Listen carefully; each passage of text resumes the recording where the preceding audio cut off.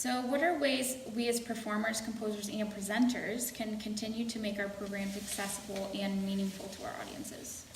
Well, that's a great question. That's a hard question because there are a lot of different opinions about it. I have my own opinions about it. I'll share those with you. I think the mistake is to dumb things down. I don't believe in lowest common denominator, either in politics or society or in art. I like to assume intelligence of people. I'm going to assume that the person I'm talking to is respectful, is worthy of respect, has an intellect, has an emotional intelligence curve of their own. And so if the music I'm playing does not seem to translate to them, I don't think it's necessarily only the music's fault. It could be the presentation. One of the reasons why I talk to the public is to bridge that gap, and I found that in many cases, again, giving people a little bit of knowledge can go a long way toward them appreciating something that may be a little outside their comfort zone. Especially in contemporary music, for example, or early music. Because for a lot of people who are concert goers, they can understand Vivaldi or they can understand Mozart, they can understand Brahms, but you start getting into Renaissance, going far back in time, and that sort of the modality of the music sounds weird to them, or the instruments sound weird to them, or the style of playing. And the same thing with the contemporary. If there's a lot of bleep bloops and no harmony and no melody and no rhythm to hold on to, they're like, what am I looking at?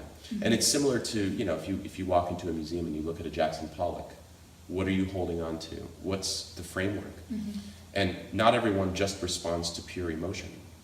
And so at some point I think we have to accept that not everyone's going to like everything we do.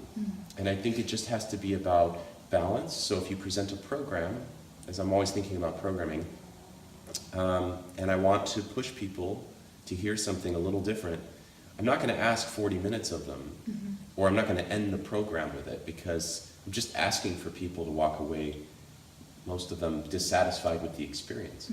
So generally smaller dosages, and strategically planned within a program that does balance out my push for something fringe with something much more mainstream can be a great way. And that's not lowest common denominator, because the mainstream, we're not talking about crossover, we're not talking about low quality art, we're talking about very high quality art, but familiar high quality art can be a counterweight, so that when you put them on the scales, you don't lean all the way in one direction. There's a sense of balance between, your efforts to educate, basically, and your efforts to entertain. Yeah, I think that's a beautiful way of describing, especially what you do in your programming, because you're so thoughtful in your programming. But I think, moving forward with the times and being able to pair different genres of music or different periods of music on the same program is really important. And I think you do a beautiful job of that. So thank you for your inspiration. Thank you very much. And this is just something that I've wondered a lot about music, but how important do you think the rhythmic, the integrity of the rhythm is for people that are not as familiar with classical music, with their background? And just talk a little bit about, the integrity of the rhythm.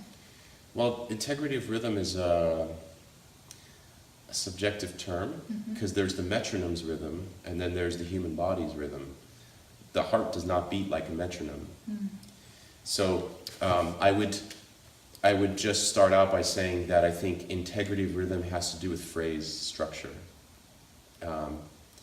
Understanding the pulsing of a phrase. So something as simple as like Bach's G major minuet, da da da da dee, dum, something like that. If you divide it into three and you feel it in three, 1, 2, 3, 1, 2, it has a weight to it, because each beat has equal importance. You can also feel it in 1. 1, 2, 3, and then you have only one heavy beat and you have light beats. That changes the rhythmic integrity. It would also change the way you play it, because if you're playing it in 3, you're going to be much more metric between the beats of each 3. But if you're playing it in 1, your 2 and your 3 have to swell and move towards the 1. So it totally changes the way the music flows. Mm-hmm. It's similar to, you think about a heartbeat and its range of motion and rhythm through life. When you're more excited, it's faster. And when you're more calm, it's slower. And so there's this whole spectrum of heartbeat speed. And I think that music kind of connects with that. And so I think that I don't think of rhythm or rhythmic integrity as a static object. It's something not fixed in space. It's something that's constantly adjusting to the emotion of the music. And I think it's essential to the audience experience. Actually, I think that the thing that can really lose an audience, make them space out during a piece, is when there is no sense of the flow of the music. And sometimes that can happen because the performers play too evenly. It's too democratic between all beats. There's no phrasing. Or it can happen with bad phrasing, where just the wrong emphasis on the wrong syllable occurs.